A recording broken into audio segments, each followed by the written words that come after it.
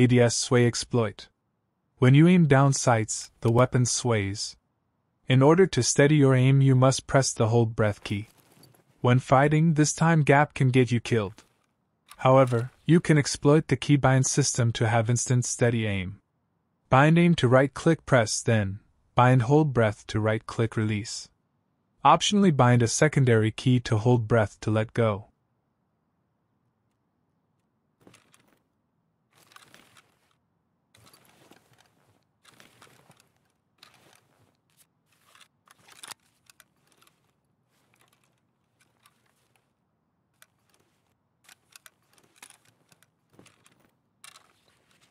When aiming down sights, you make noise.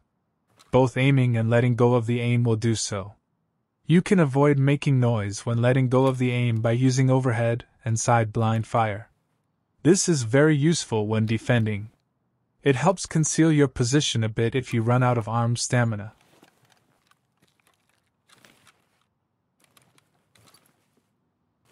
The time it takes to aim down sights depends on the weapon weight and ergo. The lower the ergo, the more time it will take for the crosshair to center. You can bypass this mechanic by combining sprinting and aiming down sights. Start sprinting, then let go of the sprint key while pressing ADS. Practice a bit to get a feel for it. Combine this with tip 1 to get a pushing advantage.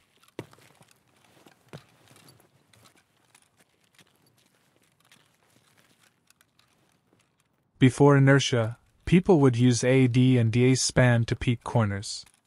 Now you can't do so because of the movement resistance Inertia applies when issuing opposite movement directions consecutively.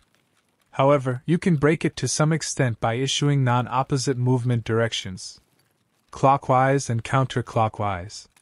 To do so, press DWS or DSAW, alternatively, AWDS or ASDW. It will keep your head moving and therefore hard to one-tap. Use this to check your surroundings before looting a body or prior to move through a hallway.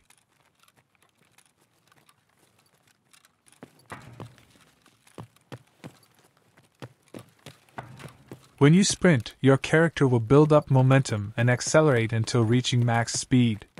This acceleration interval is sort of a weakness when pushing, as you will be easier to hit by virtue of being slower.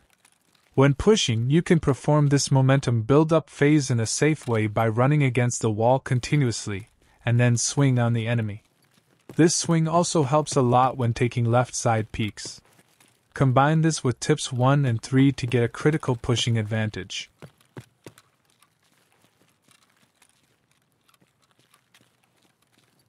When you get shot at while sprinting, you can make yourself harder to hit by changing your movement direction non-stop and jumping.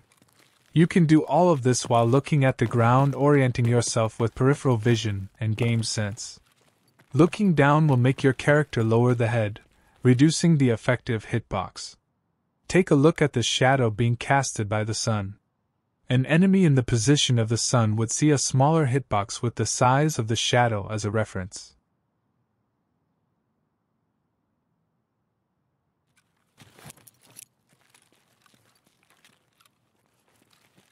When throwing a nade, you have to equip it, then you have to press left click to unlock it, and then you hold the left click until you want to throw it. You can press escape while the nade is unlocked and bypass the left click hold requirement. Then you press escape again to go back to the game. You no longer require to be holding left mouse and just need to press left click once. The nade will be thrown afterwards. This helps with IRL arm fatigue and the throw accuracy.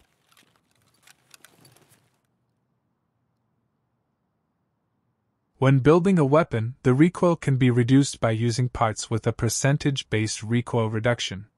Weapons with a high base recoil and extensive modding capabilities, like the M4 and the SA-58, scale well with adding parts. However, the SMGs have a quite low base recoil, so parts like muzzles and foregrips are not as effective. The low base recoil on SMGs can be deceptive because the fire rate will make them bounce more often when on full auto. The best way to reduce recoil on SMGs is to use subsonic ammo. Some ammo types like 5.7 SB-193, 4.6 subsonic and 7.62 by 51 M62 have built-in recoil reduction stats. This recoil reduction, unlike weapon parts, is flat.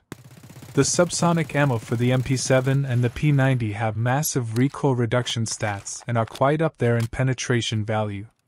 Use these subsonic rounds instead of expensive parts to have cheap deadly SMGs.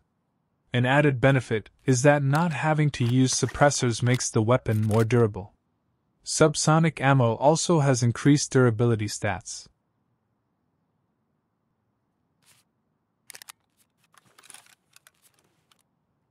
Most weapons require the front and the rear sight in order for the shots to land where you are aiming at. This is how it works IRL. You align both sights to land the shot where you aim. If a sight is missing, there is no accurate line. However, you can remove the rear sight of the MP7 and put the KC micro folding sight. It will land shots that shouldn't be accurate. This means you don't need to spend money on optics, you won't get ergo penalties when using optics, and you will have a better visibility since there is no optic casing blocking your view.